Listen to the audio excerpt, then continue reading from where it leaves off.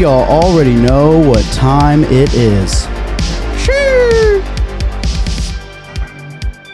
But just to be on the safe side, I'll tell you. It's 12:41 p.m. on a Thursday, and we're about to get rowdy. Oh yeah, dude. I want to apologize for being on my phone. I just have to send something to Caroline. Oh, that's okay. You're a professional first and foremost, dude. Okay, it's been sent. Excellent. Caroline, if you're listening to this right now, You just got a text. Check your phone. congrats on the text. Sometimes it's pretty hard to get a text from one of us, especially me. But sometimes I am too. Okay, let's go. God, this song hypes me the fuck up, dude, every week. I love that shit. Classic, dude. Wow, what a day. The sun is out. Sun is out, dude. It feels... I haven't even gone outside, It but feels I fantastic briefly out there. opened the door for the cats to look outside, and it felt incredible. Dude, I walked outside and my nipples got hard. Hell yeah. That's how cold it is.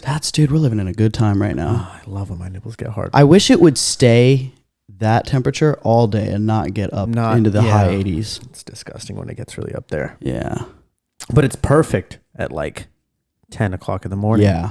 It's exactly perfect. Can we just move somewhere that it always feels like that? That's why people go to California. I know, but California is terrible in so many other ways. I know, but it's just, you got to give something up Yeah. to get something. Aren't there other places with that climate, though? Fort Worth is pretty good. Are you actually comparing Fort Worth to California in terms of weather right now? No, but it's better than the weather here. Well, yeah. Dude, Fort Worth weather's actually perfect.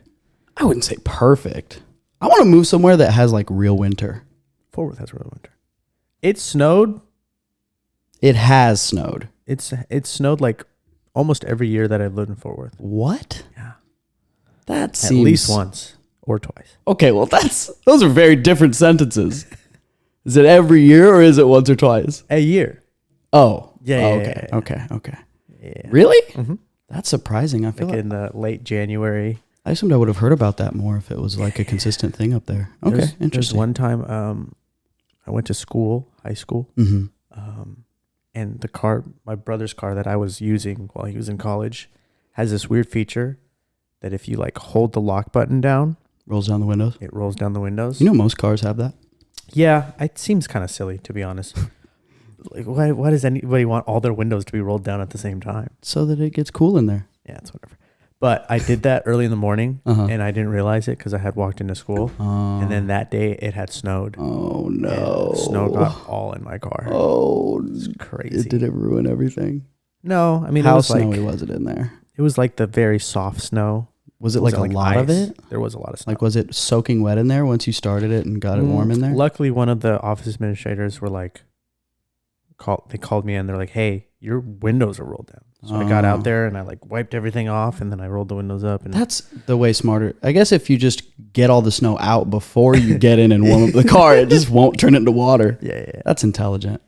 Okay, cool. Well, But it wow, snows pretty regularly. I did not know that. I thought snow was a rare occurrence up there, just like it is here. No. So if you want to move on up with me, that'd be cool. Do you want to move back to Fort Worth? No. I'd move to Dallas though. Yeah, I mean, I'm not going to say no to Dallas, but it's definitely not on like a list of places that I ever think about moving to. And I would definitely, I think it would be I would feel a little guilty. Guilty. Yeah, because I'd have really, really never spared Dallas on like criticism and hate, just outright hatred. As you should. You know? Yeah. And so, It's fair. It deserves all the criticism it gets.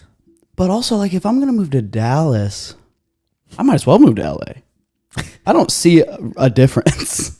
As far like this is the same thing I said last week with Liz. Like if I'm going to move 4 hours more away. than an hour away from where I currently live, I might as well move across the country, in my opinion.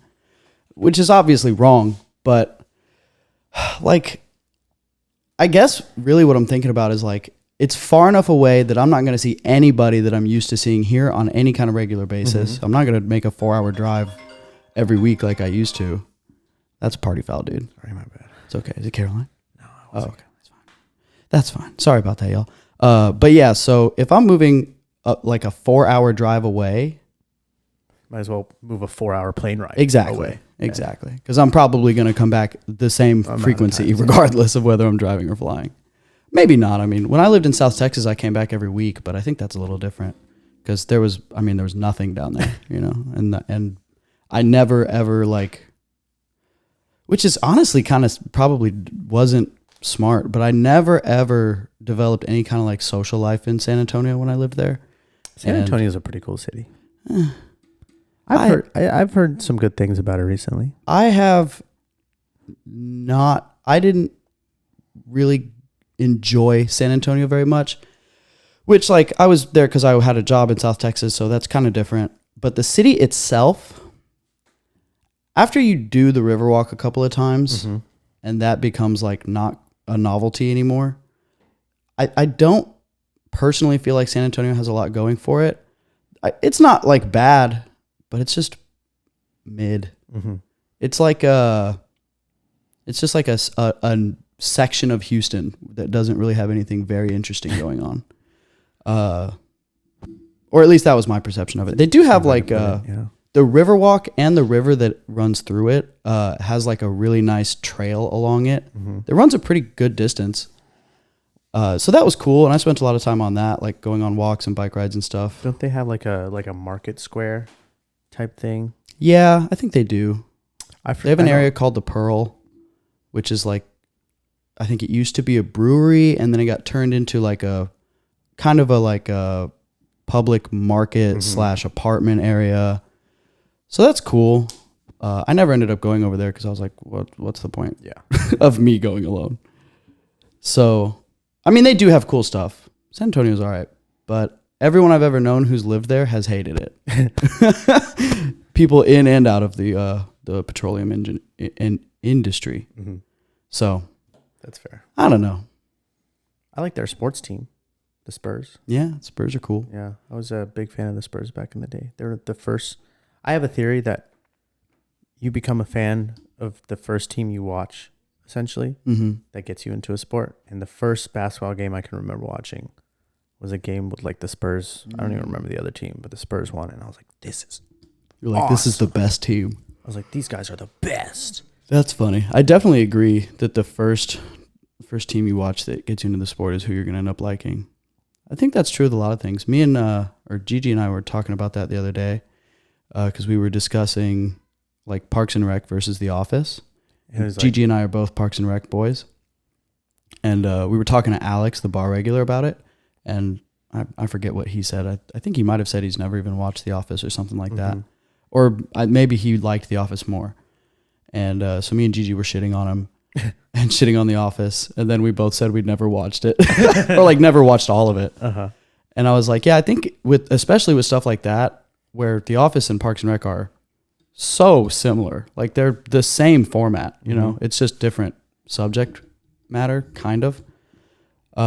It's really just whichever one you watched first that you're going to prefer, I think. So that's cool. Just headbutt the chair. April is, dude, she will hurt herself to get some attention. Isn't that right, April? You little silly goose. She just full on headbutted the chair. And she went. She's like, pet me! And then shook her head after. She's like, pet me or I'm going to hurt myself and say you did it. Dude, what's up, bro? Oh, you know. Dude, I went to yoga this morning. Yeah. Let me tell you. Tell me about it, dude. I, with full confidence, think that yoga is the hardest thing in the world. Wow. You're doing hot yoga, right? Yeah. You ever do regular temperature yoga? No. Damn, you're so intense. But I was sitting there. I haven't been to yoga in maybe 3 weeks. I used to go maybe once a week. Ben, April. I don't know what you're doing. And, you know, after a couple of weeks, you kind of get used to the intensity and your body really adjusts, but I haven't gone in 3 weeks, 4 weeks. And I got there and I was like, okay, we're going to be just fine. And by the end of it, I was drowning in my own sweat. There's a pool of my sweat. What do they keep the room at temperature wise? 90 degrees. Woo! Yeah. It's not like you ever walk in hot there during the summer and be like, damn, it feels good in here. Yeah. Because it's only 90. Yeah. It's not hot, but you definitely walk in and feel a little Really? warm. I feel like 90 is hot. No, it's not like... I guess there's no sunlight, so it doesn't feel like outside 90. No. It's just a little warm. Interesting. Man. And it's Imagine if it was 90 in here. Yeah, that'd suck. Because when we walk in here and it's 80, we're like, Jesus Christ. Turn on the air conditioning. Yeah. We walk in here, though, like after a day of work. Yeah. And we're tired, but. That is true. And we're fully clothed. But yoga's so crazy, dude. Because you get all sorts of people in there. Yeah. Like you get the really, really like especially skinny girls. in the hot yoga. Yeah. You get Nobody's really, fucking really around skinny in girls. You get, bigger girls. You get skinny dudes. You get fucking all sizes. jack dudes. Yeah. And then you get like really old people. I mean, it's just so insane. Sometimes I look around and like, there was a woman next to me who was probably in her 60s. April, April, please vacate the premises, dude. You're ruining the podcast. She had to be like in her 60s, and she was like doing the Ripping craziest things. She's a yogi, dude. I know, and it's just so insane. You really think you're strong until you go to a yoga class. Yeah, and it really that's pushes so true, the dude. bounds of like your entire body. Yeah, yoga really reveals a lot of. There's just so many things, like so many parts of your body that are not used in day-to-day activities or even in weightlifting activities. You don't even know they exist until you do yoga, and you're like, oh, I don't. That's a muscle that I just have never used. I don't have that muscle. Yeah. Yeah, that's supposed to be a 1 pound muscle, and mine weighs 3 ounces. But I love yoga, dude. Yeah, I love it as a concept, but uplifting. It's really hard for me to do it on any kind of consistent basis. Yeah. And at the end of every class, it's like a weight has been lifted. You feel so good because you've just been through so much shit. It's like a journey. Yeah. What's the name of the place you go? Black Swan. Black Swan Yoga there in Houston, Texas. Yeah. Is it just one location or they have a few? They have a few. Okay. They have a few. They have one location that's like technically outdoors. That's cool. Yeah. It's like it's right by, what is the park? Eleanor Tinsley. Oh, really? Yeah. It's called like Black Raven. You ever go to that Swan. one? That's pretty close to here. I've been there once. So hot though. Yeah. They usually do it outdoors when the weather's nice. But is it when covered or is it in the sun? Yeah. It's like Okay, cool. That's it's a lot like better. it's like a little stage and then like flat piece of concrete. Nice. And then like a little covering above it. Dude, I love flat pieces of concrete. Yeah. Why not grass though? Do yoga in the grass? I guess that's probably more hurtful than it is helpful. Yeah. People with grass allergies can't do it. Yeah. Grass allergies are weird, bro. It's not that weird, I guess. Have you been to Post yet?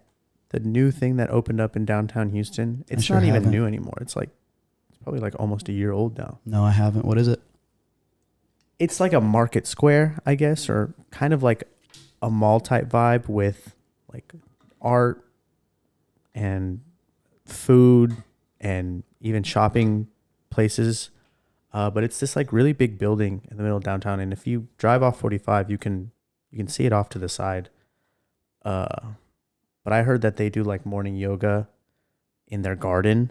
They have like a little garden on the roof where apparently they produce like produce for the restaurants underneath. That's cool. But it's like been the big thing in Houston for like the last couple months. Oh, really? Interesting. Let's go. I've been. Is it an everyday thing or just every now and then? I think it's an everyday thing. Cool. They're like open to the public for real. That's dope. It's cool. It's cool. They Yeah, got it's pretty good cool, food. They got shopping. They have yoga. Oh, they have yoga there as well? I think so. Okay.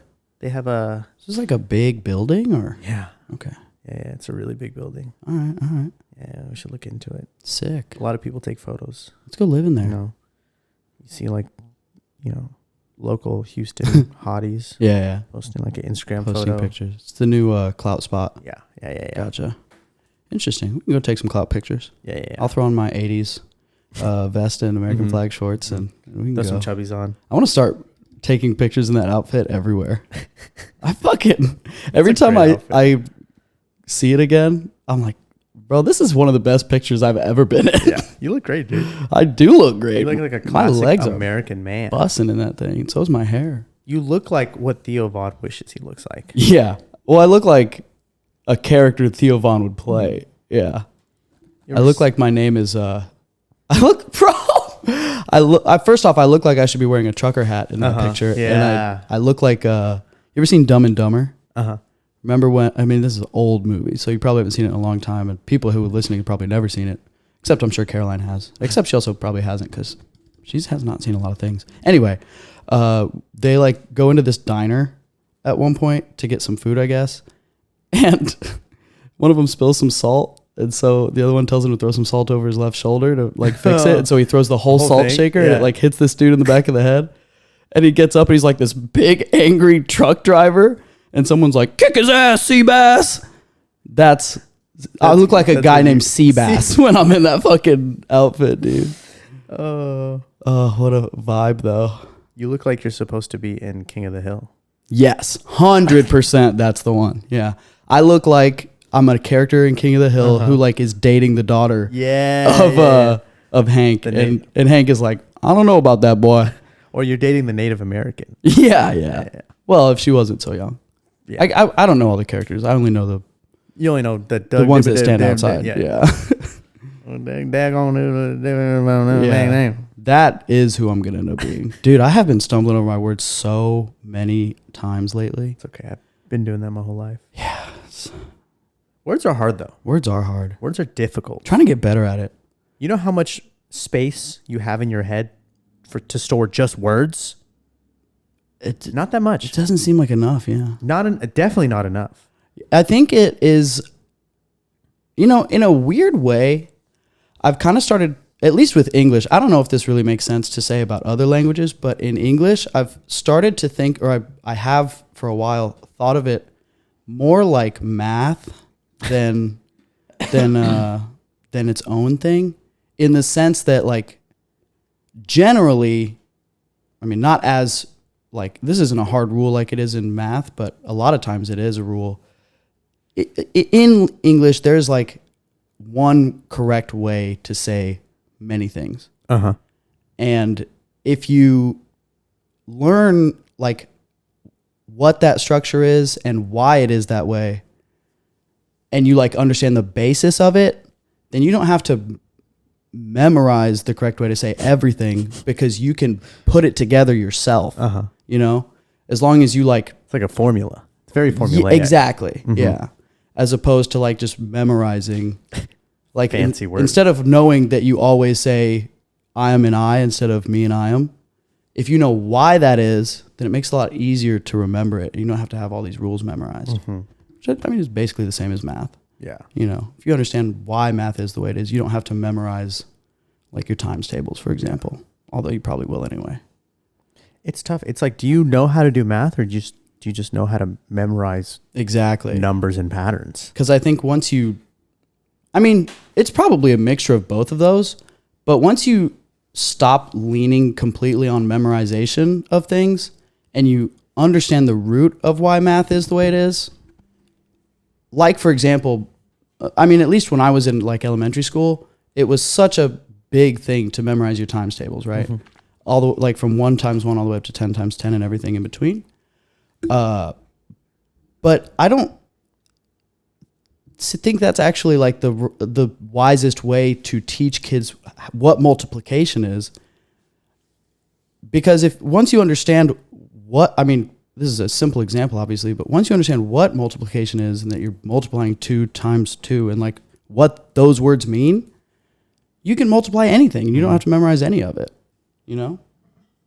So same thing with English. Yeah. If you understand why certain sentences should be structured the way they are, I think it makes it a lot easier to keep that in your head.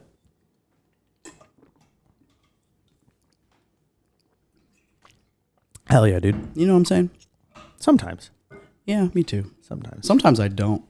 Yeah. Sometimes you're hard to follow, dude. Yeah. But that's okay. So am I. Well, You know how it goes. it's like a... Second language barrier. Yeah, we have a little bit of a language barrier, huh?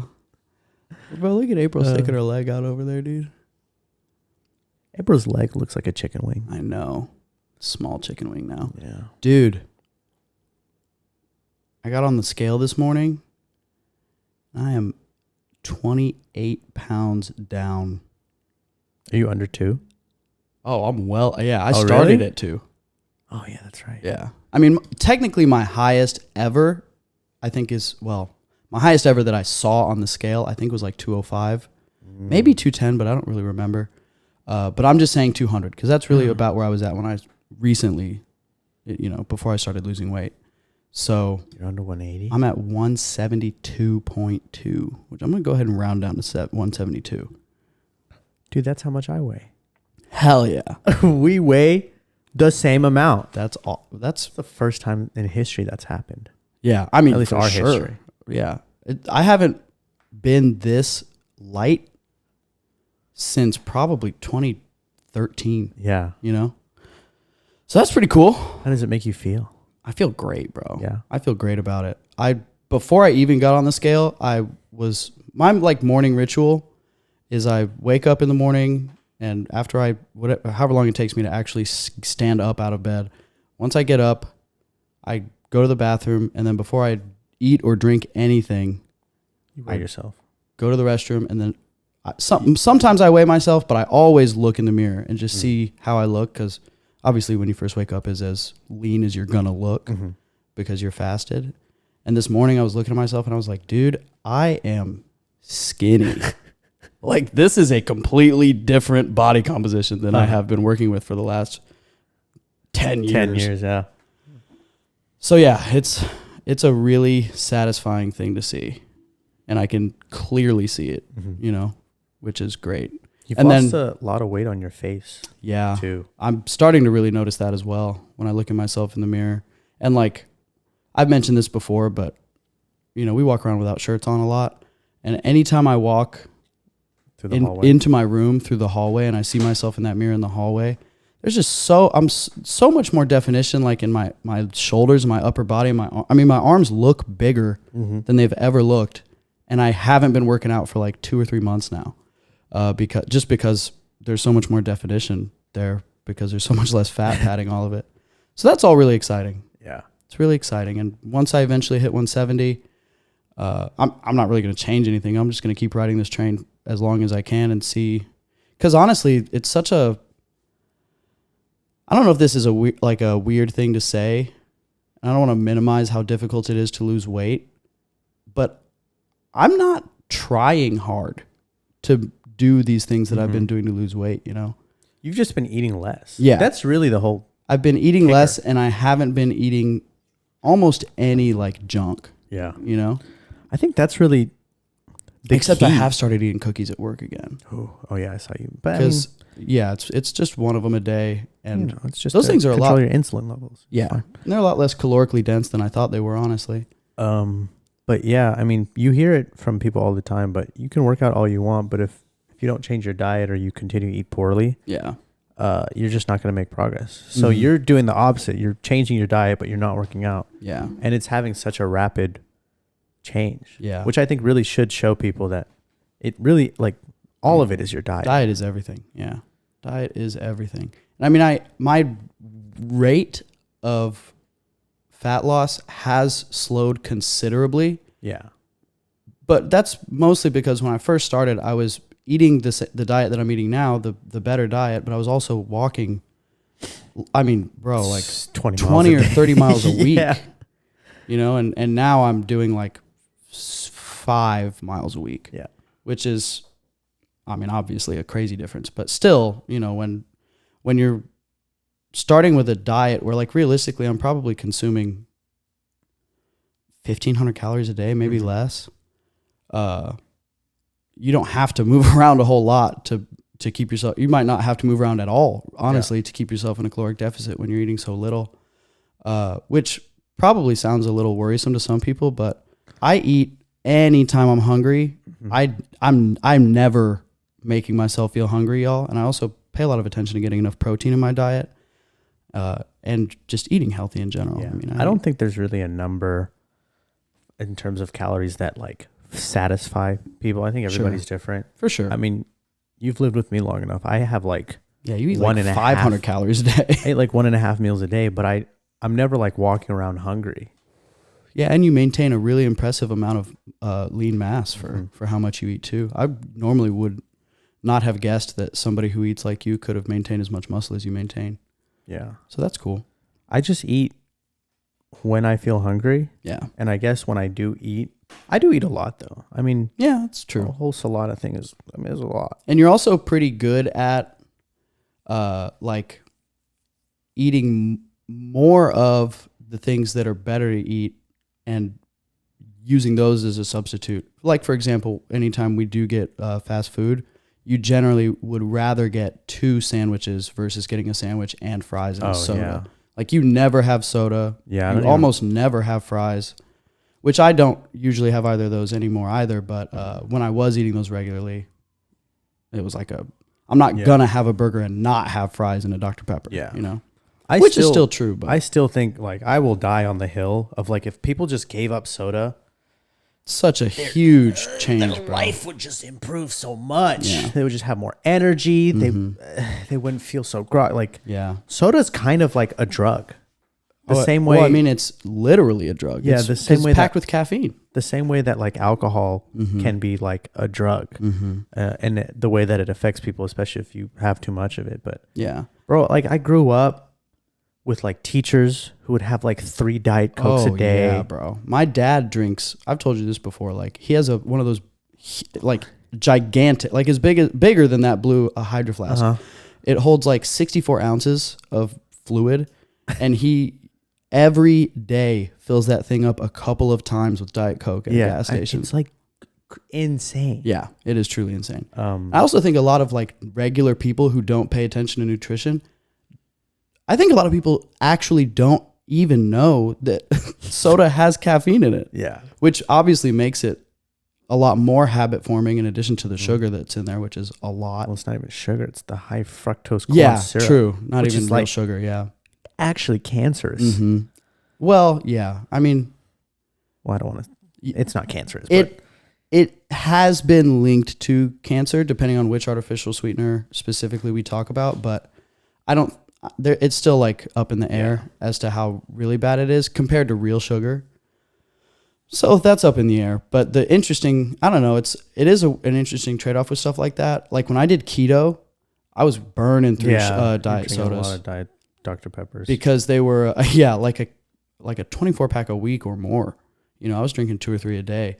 But that was a conscious trade-off that I was making because I was using it to replace coffees because I could technically have coffee, but I couldn't have any kind of like decent cream or like syrups or anything. So I had to drink it black with almond milk and no sweeteners. And that was miserable compared to just having a Diet Dr. Pepper, which tastes like Dr. Pepper. But and 0 calories and 0 zero carbs, right? calories, bro. Yeah. And I mean, I still don't get how soda can have 0 calories. well, I mean, it's not true 0.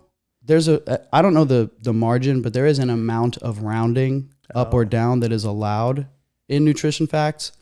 And so I think like whatever the margin is, 5, 10, who knows, maybe 20 calories that they're allowed to like fudge. But you know, a diet soda that is like 5 or 10 calories per can is still better than incredibly better than 150 calories per Coke or regular soda, you know? So I think like diet sodas for people who are already addicted to soda, diet sodas are an excellent tool to like lose weight and hopefully also work yourself towards just quitting soda in general. But if you can't quit, I mean, diet soda is probably better. Yeah. At least in terms of like regular soda is going to make you overweight for sure. Unless you live a super active lifestyle. You know, it's hard to live a super active lifestyle when you're having sodas because it just makes you so groggy. Yeah, it's true. I mean, I can't even remember the last time I had soda, but I do always remember like drinking a soda when I was a kid or even like as a teenager. Oh, and like dude. 30 minutes later, just like wanting to take a nap. And yeah, it's like a sugar crash. Yeah. Yeah. Dude, I do know a few people. Specifically, I have some friends who they're like genetically real skinny and don't ever carry much weight on them. And boy, they rip through Cokes. I mean, like this whole family, dude, like each of them probably drinks 6 or 7 Cokes a day. Ooh.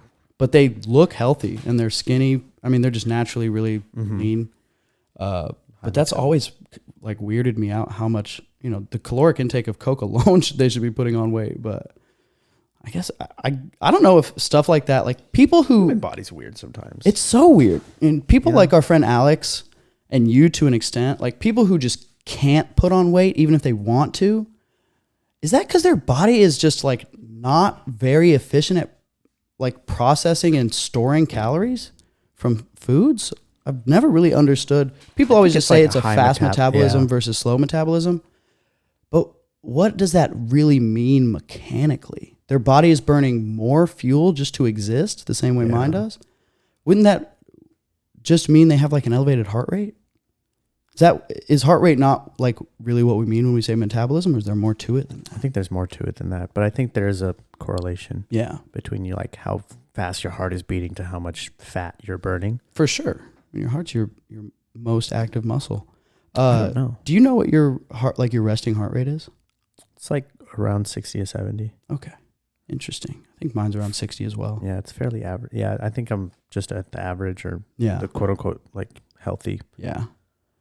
Limit, but I don't know. I think people like me and Alex can't commit to eating a surplus of calories for a long enough period, especially because y'all don't have that like constant drive to eat. Yeah, I mean, I will say, I was always like a skinny kid in high school, and then I had my little like go to the gym, eat a lot of food, and try to get really big, and that's led me to the body shape I have now. Yeah. I feel like I've just plateaued, and unless I really want to like make a sizable difference, I'm going to have to eat like 2,000 more calories a day for the next like 3 months. Yeah. And I just don't have the appetite for that. I mean, it's like, almost exhausting to try to force yourself to eat. It'll make me tired. Yeah. Oh, for sure. When you say you've plateaued, do you mean in terms of like, it's a lot more difficult to make progress, or you've plateaued in the sense of like this is where you want to be and you're not like looking to make more progress? It's a lot harder to notice a change in like my body composition, especially without eating more, like you were saying. Okay, so I don't think I can get any like quote unquote bigger. Like I don't think I'll have to switch from a medium to a large. I think I can get a little bit more leaner and stronger. Yeah, but I don't think I'm gonna you're not gonna put on a lot more size without eating a lot more protein. Yeah, that's true. So I'm really just more focused on like strength right now, just because I don't really want to eat more. Yeah, I don't blame you. Although I'm sure eventually you're gonna reach a similar situation with your strength gains. Protein is the be all end all of any muscle related building, I suppose, whether it's size or strength or whatever correlation they have with each other. Well, that's cool. One other thing that I've really noticed, which I really don't know if this is like because of the weight loss or the weight loss is because of this. I'm guessing it's that one. But my like relationship with hunger and eating in general has drastically changed. I really think it's because you've trained yourself. I guess so.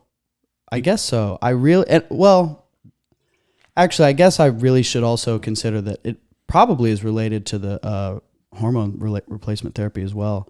Yeah, but I do think like if you do the thing that you've been doing for maybe even another month, even if you get off of your replacement therapy, I still think you'll continue the same habits. I would hope so.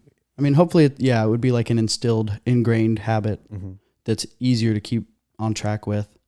But it really is interesting how, I mean, my eating habits before I started losing all this weight and changing these habits were very like not methodical.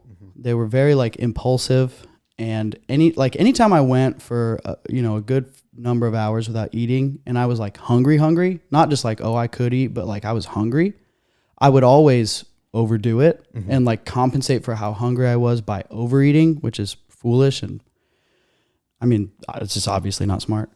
And now it's almost the opposite, where even if I am super hungry, I'll just eat what seems like a reasonable amount, or even what seems like less than a reasonable amount. Like sometimes I'll wake up. I mean, I'm usually not hungry when I wake up, but whenever I do start to feel pretty hungry, I'll come in here and I'll have like a handful or a couple of handfuls of like berries or fruit.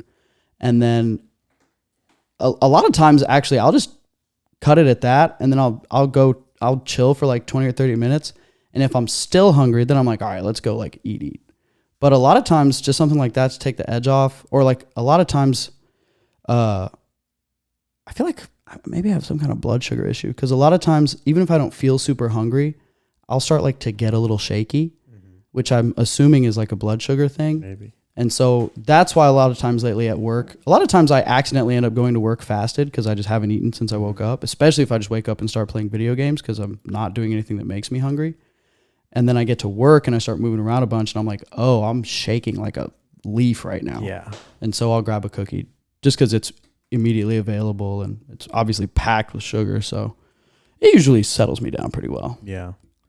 I mean, I think one thing that that a lot of people might not know about like hunger is it's just like a hormonal response. Mm-hmm. Like I think the classic thing to say is like your body can go like 7 days without food and you'd still be okay. Yeah. So that like feeling that you feel when you're hungry is just a hormonal response that, you know, some digestive hormone in your stomach is sending signals to your brain that's like, give me food, I need food.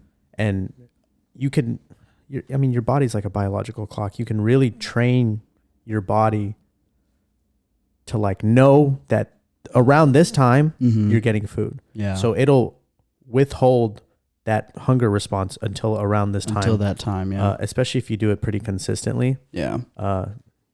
Your body really is just like a clock, dude. It's just like a cat or a dog, bro. They don't have a clock, but they still know when it's dinner time. Yeah. Which is so interesting. Have you ever heard about that study? This was done in like the 60s or maybe even earlier than that, about that guy who did not eat for more than a year. No, I didn't hear. Never heard of it. So this was they did this as part of a study, and it was like a weight loss study. I want to say it was in the 60s, and they took several like morbidly obese people, and put them on like different super low calorie diets. And then I think it was just one person, although it might have been a group because it would be weird if it was only one, but at least this one guy, or maybe it was because he like took it himself further beyond the scope of the study. But basically what they did is they put these people on a zero food diet for different lengths of time. And they just gave them, they supplemented all their like vitamins and all the necessary nutrients for like your body to function well. But it was all 0 calorie. So it was all of his like nutrition was just via supplements. And this guy ended up going more than a year without eating anything that had any kind of caloric value. Wow. And he went from being like morbidly obese, overweight to being like thin. And obviously that's not like that's recommended. It's also very super unrecommended to supplement all the like. Yeah, if you don't have to be with like a team of scientists who are calculating the nutrition that you need and like putting it together for you, there's no like multivitamin or even like group of vitamins that you can take that is just going to be all the nutrition you need. So it's not something that normal people can really do, and it would also be really dangerous. And not eating for long periods of time has a lot of like really serious health implications. Also, as far as like not being able to stay hydrated because you're not getting any salt or other electrolytes in your diet. So definitely everybody in general should not go on like days long starvation type situations. However, reading about that study and learning about it did kind of give me a perspective shift of like you feeling, or me personally, feeling hungry is not anywhere near as like important as it feels. That doesn't make it easier to tolerate personally, but it made it a lot easier to understand, you know? And I think that was like a big, like that, I still think about that all the time, mostly just because I think it's really interesting, but it has also been like something I've thought about a lot just in terms of like reworking the way I think about like food and hunger and eating with like purpose and intent and not just going to Whataburger and getting a 2,000 calorie meal because I haven't eaten in 5 hours. Yeah. You know? So yeah, I thought that was really interesting. That's interesting. I wonder, did it say anything about when he began to eat again?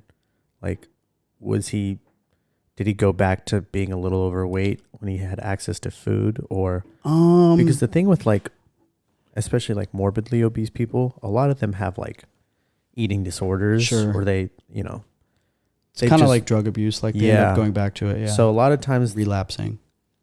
When people lose like an excessive amount of weight, unless they've like fixed that mental barrier. Yeah. It's a behavior issue, it's not even really a body issue. It's a behavior issue. And once, if they haven't fixed that and they like lose all the weight, but they haven't fixed that, more often than not, 9 times out of 10, they're going to go back to being on the obese side. So I'm curious to see what happened to that guy who didn't eat. I want to say, I don't really remember, but I want to say that I remember the study saying that he maintained the weight loss, at least as long as they were tracking it or tracking him.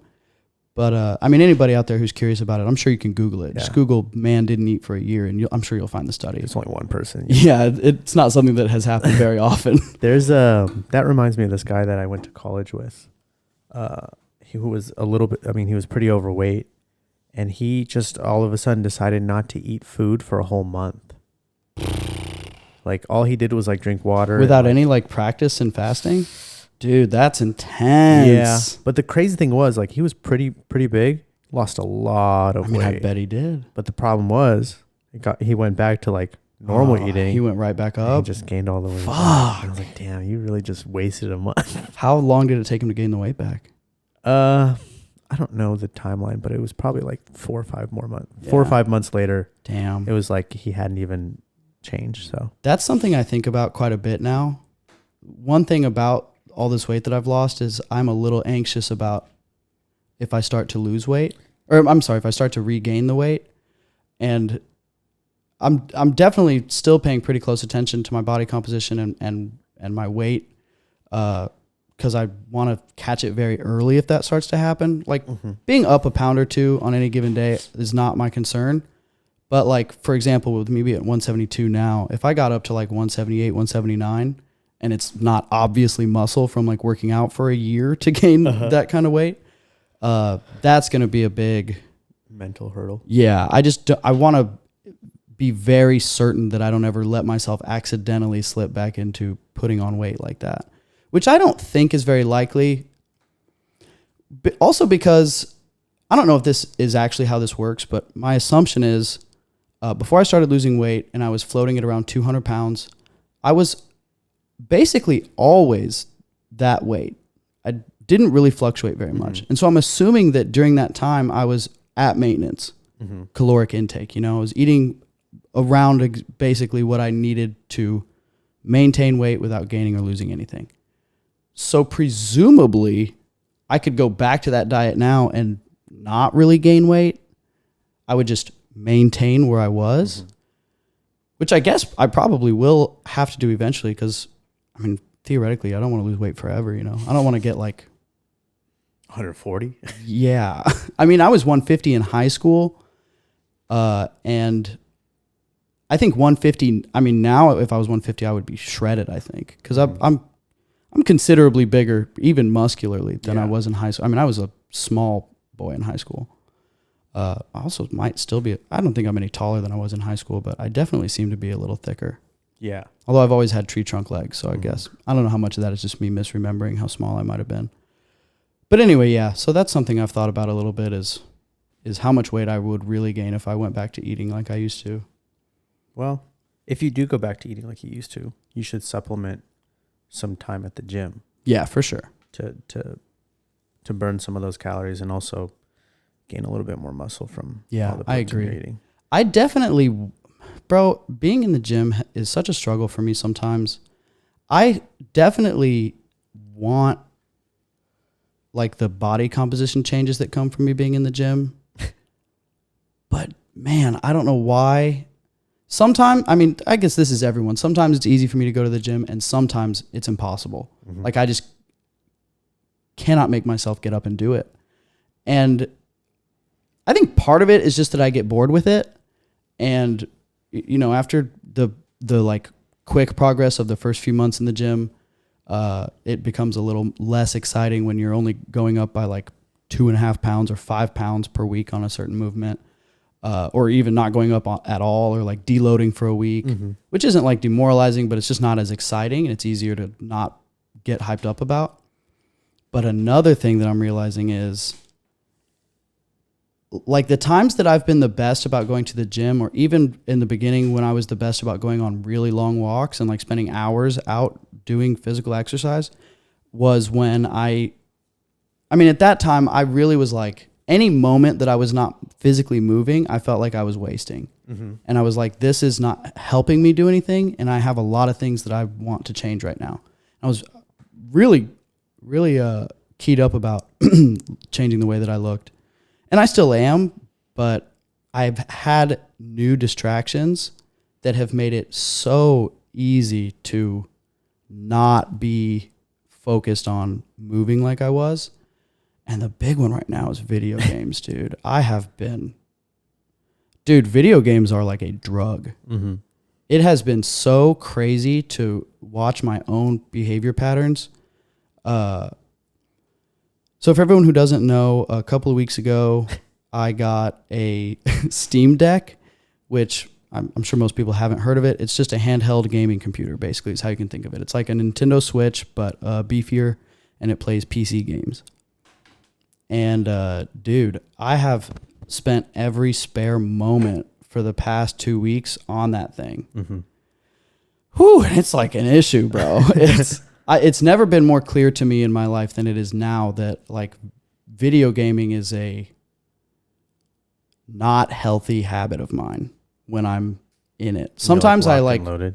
Yeah. Sometimes, like when we first started playing Valorant, that was, I would say, another like episode of time that I had where I was like obsessively playing video games, and I didn't like, all I want to do is play video games when I'm like that. When I'm at work, I want to go home and play video games. I don't go out because I don't want to. Like, all I want to do is play video games. It's like where I'm getting all of my fun. But then I have windows where I don't feel that way, and then I don't play any video games. And I don't even really want to think about video games, you know? So and I don't really know what triggers one or the other. Or like, it just seems kind of random when I feel either kind of way. And it just seems like it happens in bursts with both. But I'm definitely deep in a video game window right now. And it's clearly a little beyond being a healthy habit. So that's been really interesting to observe. Yeah, that's tough. I've never gotten that way about like games itself. Mm-hmm. It was just when like a certain group of friends were really into a game, I would like hop on and be like, yeah, let's all do this. That even is probably a good bit healthier because it's a social interaction. But I've never like played a game by myself to the level of like what I would do with my friends. Yeah. Essentially. Have you ever played like single player games in general? Yeah. That's such a big difference, man. So there's such a two different types of gamers, you know, and there's like people who play online games basically like Valorant and Call of Duty or, you know, name it, so many of them. And then there's people who play like single player RPG style games, or I mean there's a bunch of single player types of games, Even GTA I'd argue is also kind of like a single player. For sure. I mean there's a single player campaign and then there's online, which is that one's kind of, I mean, I don't know. GTA is kind of its own thing, and it kind of encompasses many different types of video games. I mean, it's an RPG, but it's an online RPG. It's arguably an MMORPG now because it's such a big online player base.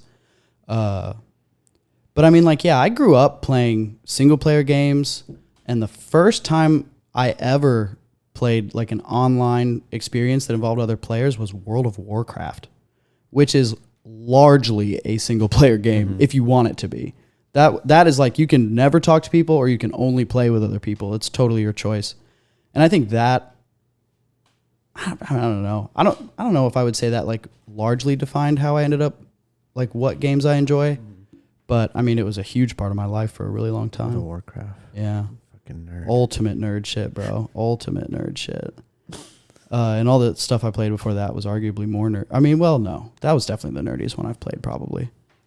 And then from there, I mean, I did, lucky for me, in 2015, a little game called Overwatch came around and really, really opened my eyes to how much fun I can have playing competitive games online.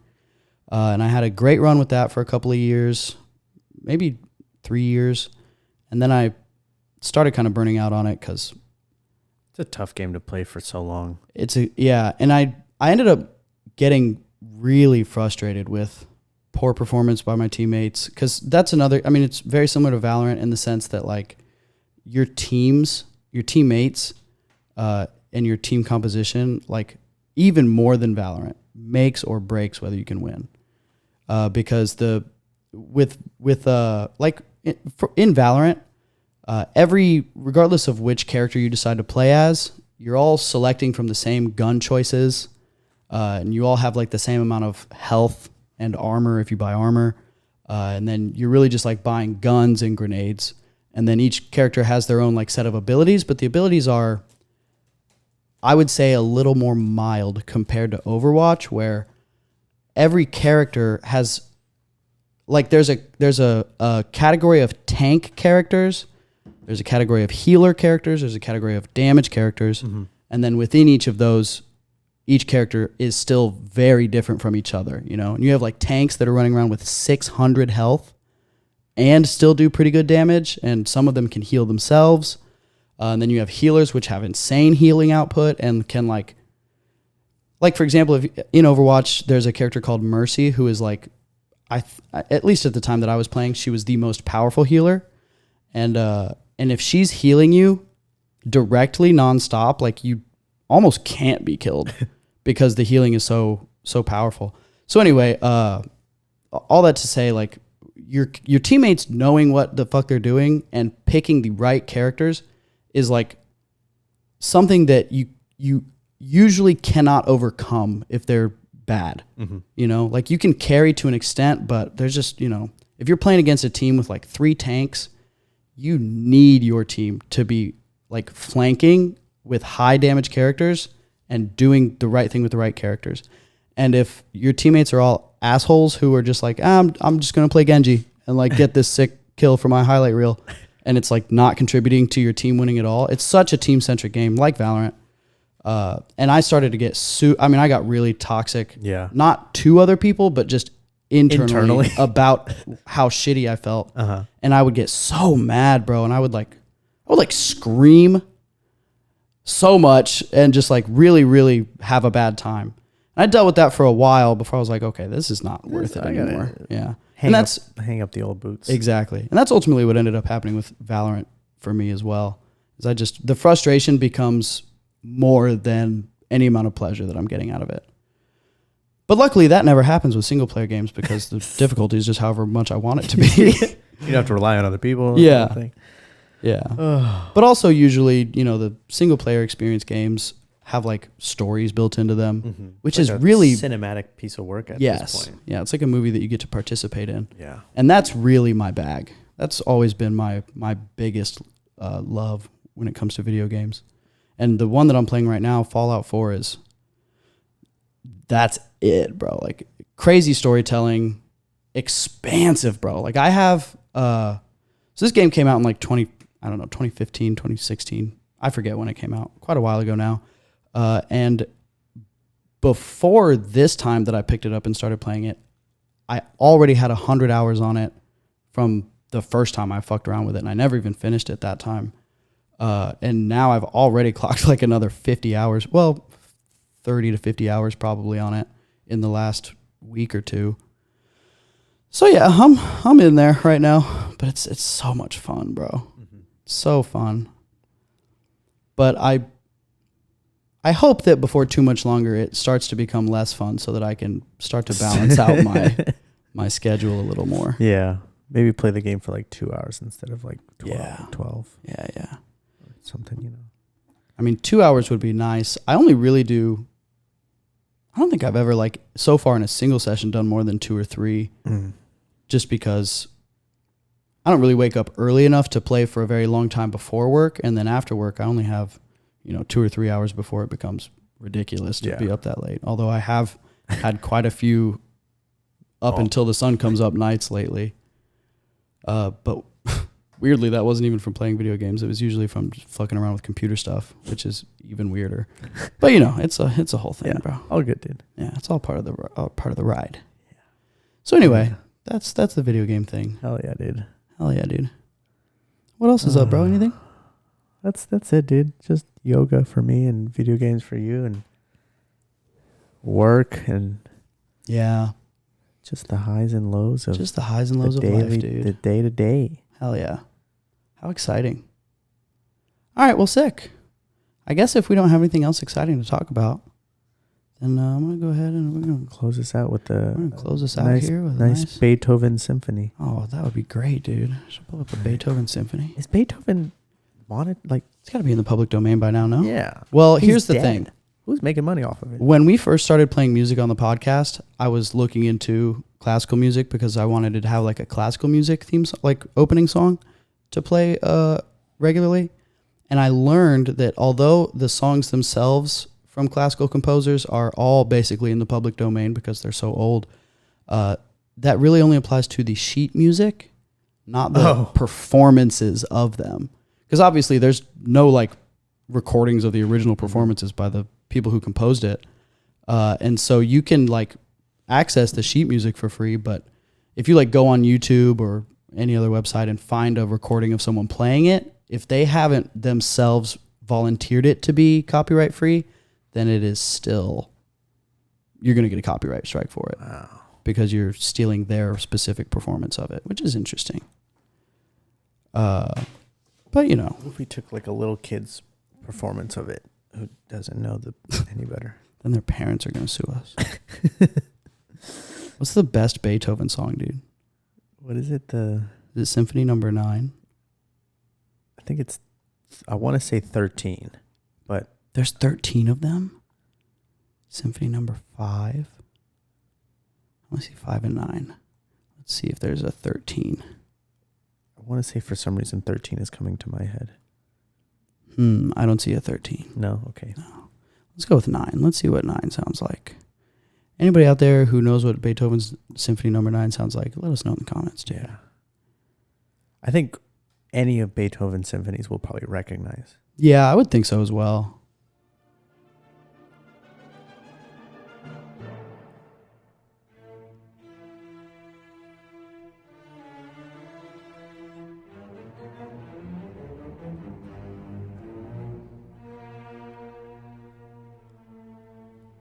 Well, this isn't what I was expecting. That was going to be piano. Oh. Anytime I have listened to music like this, it usually starts off and I have no idea what it is, and then it gets to a part and I'm like, oh, it's this one. I mean, this is a 23-minute long symphony, so. Anyway, we probably won't get through the whole thing. No. This reminds me of like going to like a show. Yeah, yeah. Like a classical music, like a ballet. A symphony. Or a symphony. And that's what this is, bro. Or It's an opera. What's the other thing? Like classical composers, they have like symphonies. There's also another. Oh, fuck, what is it? God damn it, dude. Let's see. Let me find something here. Symphonies versus performance? It's like another thing that it's like such and such is blank number and then a number. But I can't think of it, which is really unfortunate. I'm not too sure. I don't see anything on YouTube that says it, so it's fine. Anyway, dude, we're just gonna hop right into a little song here, and we're gonna go ahead and wind down this podcast. Everyone, just chill out. Everybody relax. Everybody, stop freaking out about it, dude. Yeah, we're just trying to learn about symphonies here. We're learning about symphonies, dude. It's really an interesting time for us. Let's go ahead. We're just going to go ahead and close things on out here. If everybody's ready to do that, we're just going to go ahead right now here. And we're going to put on this one right here. I'm going to push this one. It's a 6-minute video. And this is going to be Beethoven's Symphony Number 5. That one we know. Anyway, thanks for listening, guys. If you have any tips or tricks on how to defeat a video game addiction or food addiction or sex addiction or any other addiction anybody might be dealing with, why don't you go ahead and let us know about it and we'll discuss it on next week's podcast. Anything other than that, please don't talk to us about it. All right. Thanks, guys. Thanks, guys. This song makes me feel things. Yeah, I mean, this is one of the craziest songs ever, bro. When he dropped this song is like the reason intense movies exist. Yeah. You know? You could put this song to any scene in any movie, and it fits every time. So beautiful. It is beautiful, honestly. Anyways, thank you guys for listening. As always, we love you. We cherish you. It's so true. The most valuable people in our lives. And with that, goodbye. Peace.